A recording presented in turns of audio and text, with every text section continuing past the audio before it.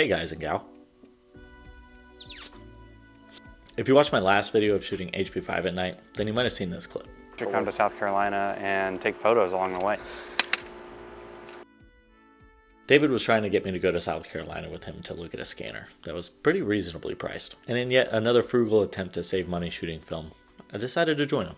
In the long run, this would end up saving me more than half the cost of lab processing. But as I would eventually learn, having a scanner would add quite a few more hours of work to the process. You see, before recently, I had never even touched a scanner. I never considered buying one, and I didn't even know how much one would cost.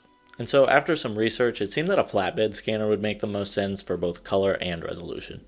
And so before being able to scan some film, I wanted to shoot some new photos because I didn't want to just rescan some photos that I already had scans of. And so I brought my Yashica D and some Kodak Gold, and we went towards South Carolina where a bright and shiny scanner would be awaiting us.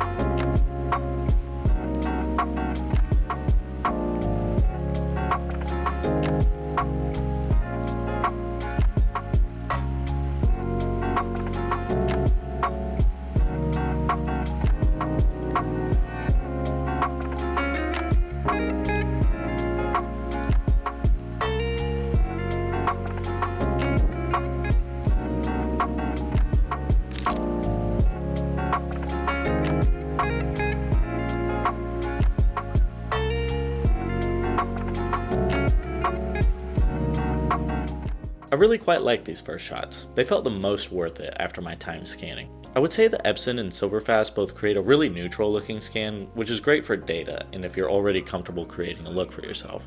But for me, just starting out scanning my own film, this proved to be a bit challenging. Regardless, I think the final result color-wise was pretty good.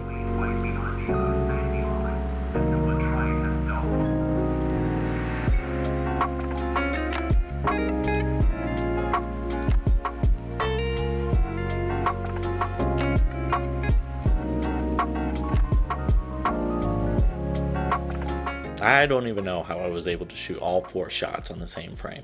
And I was most excited for these shots when I got the roll back, so I was a bit bummed when they were all on the same frame. Anyways, we stumbled upon an abandoned racetrack and did some brief exploring.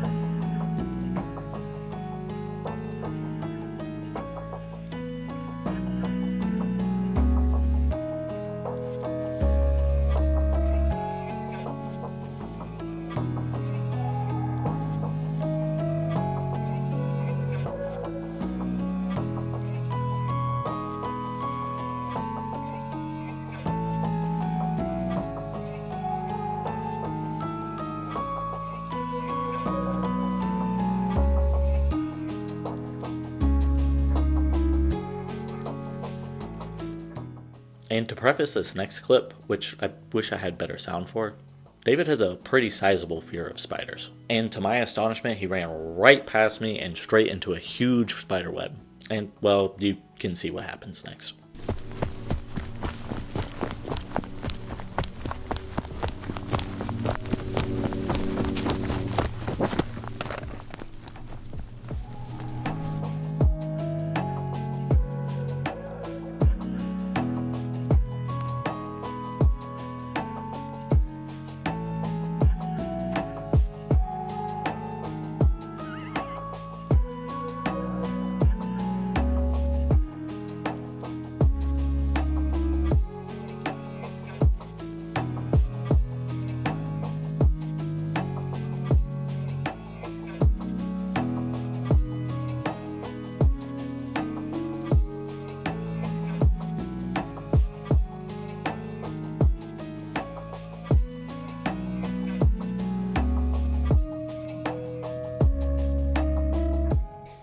Eventually, we made it to our destination and we met with a doctor who was using the scanner for x-rays and paid him some cash money in exchange for some crispy photos and good tones.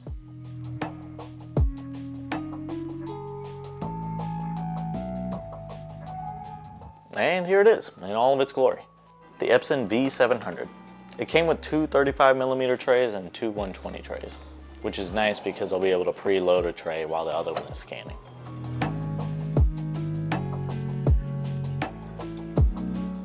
I'm really excited about having this guy because I think it'll be relatively simple to be able to get repeatable results.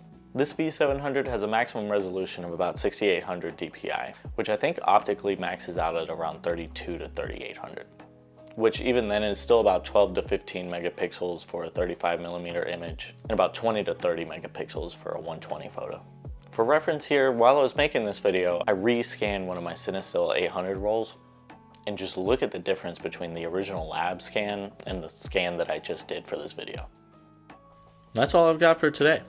From now on, hopefully my photos will become more and more cohesive, at least color-wise, as well as my ability to create a bit more of a personal touch. Whether that's due to stress or pure joy will be up to Sir Epson of South Carolina.